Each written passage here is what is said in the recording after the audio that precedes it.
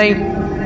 বিষ্ণু বললেন, কেউ যদি প্রতিদিন 5 ওয়াক্ত নামাজের আগে যে ওযু করে, ওযুর পরে কেউ যদি পড়ে আশহাদু আল্লা ইলাহা ইল্লাল্লাহ ওয়া আশহাদু আন্না মুহাম্মাদান আবদুল্লাহি ওয়া রাসূলুহু, প্রত্যেক ওযুর পরে যেই ব্যক্তি এই দোয়াটা পড়বে ওই ব্যক্তির জন্য রব্বুল আলামিন কিয়ামতের দিন জান্নাতের 8টা দরজা খুলে দিবে।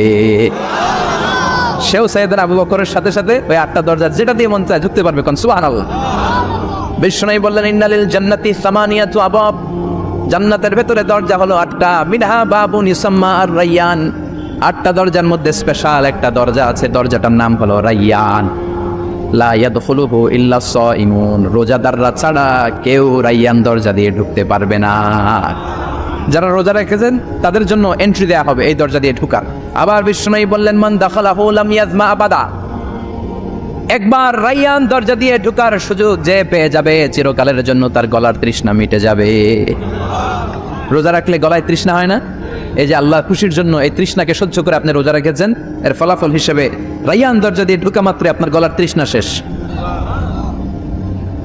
জান্নাতের 8টা দরজার কোনো না একটা দরজা দিয়ে আমরা ঢুকবো। এখন এই দরজার সাইজ কতটুকু জানার দরকার আছে না নাই?